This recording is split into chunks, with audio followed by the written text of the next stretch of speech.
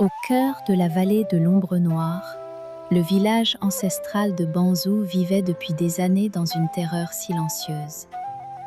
C'est là que résidait Zali, une jeune fille dont la seule présence faisait frissonner les guerriers les plus braves. Sa naissance avait été marquée par un événement effroyable qu'aucun ancien n'avait pu oublier. Le jour de sa venue au monde, une éclipse solaire totale avait brusquement plongé le village dans des ténèbres glaciales en plein milieu de l'après-midi. Sa mère avait poussé un ultime hurlement inhumain avant de rendre l'âme sur sa natte de paille. Elle laissait derrière elle un bébé silencieux aux yeux d'un violet presque noir, sans pupille visible. Depuis ce jour funeste, le féticheur du village l'avait étiqueté comme l'enfant de la malédiction originelle. Les phénomènes étranges qui accompagnaient sa croissance n'avaient fait que confirmer ses superstitions. Partout où Zali posait ses pieds nus, l'herbe semblait se flétrir, noircir et mourir instantanément. Le lait des chèvres et des vaches tournait en un liquide aigre et rouge sang si elle s'approchait trop près des enclos.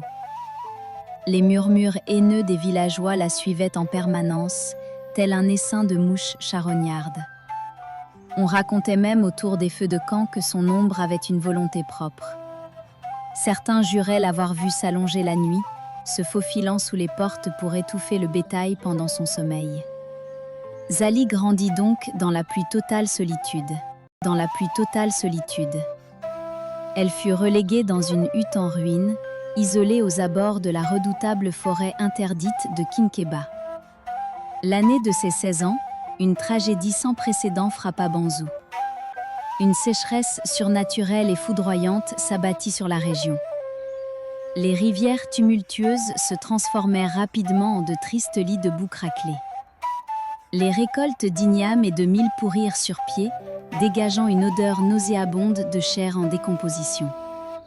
Très vite, les enfants du village commencèrent à tomber gravement malades. Ils étaient affligés de fièvres brûlantes qui les faisaient halluciner et hurler d'effroi tout au long de la nuit. La peur panique des habitants se transforma alors en une haine aveugle et destructrice. Le conseil des anciens, le visage peint de cendres blanches en signe de deuil, se réunit autour du grand feu central. Le diagnostic du féticheur, les yeux révulsés lors de sa transe, fut sans appel et d'une cruauté absolue. La fille aux yeux d'abîme draine notre force vitale pour nourrir les esprits dévoreurs qui rôdent dans les ténèbres, déclara-t-il d'une voix gutturale. La sentence tomba sur la place publique comme le couperet d'une guillotine. Zali devait être offerte en sacrifice au cœur de la forêt de Kinkeba pour apaiser la colère vengeresse des ancêtres. Sans l'once d'une pitié, une foule hystérique armée de torches enflammées et de machettes rouillées l'arracha de sa misérable hutte. Zali ne versa pas une seule larme face à ses bourreaux. Ses yeux sombres fixaient chaque villageois avec une intensité insoutenable qui leur glaçait le sang dans les veines. Ils la poussèrent violemment au-delà de la ligne d'arbres morts qui marquait la frontière du domaine interdit. Dès que la forêt engloutit la silhouette frêle de la jeune fille, les arbres centenaires semblèrent se refermer derrière elle. C'était comme si les mâchoires d'un monstre géant venaient de se claquer pour l'enfermer. L'obscurité sous la canopée y était si épaisse qu'elle paraissait presque liquide, étouffant le moindre rayon de lune. Zali avançait à tâtons dans cette noirceur d'encre, le cœur battant à tout rompre dans sa poitrine douloureuse. Le silence oppressant fut soudain brisé par des craquements sinistres tout autour d'elle. Cela ressemblait au son d'os humain se brisant sous le poids de pas invisibles et lourds. De la brume verdâtre et nauséabonde commença à suinter du sol couvert de mousse pourrie. La véritable horreur commença à se manifester sous ses yeux terrorisés. Des visages déformés par une souffrance éternelle apparurent brièvement, sculptés à même l'écorce rugueuse des baobabs géants.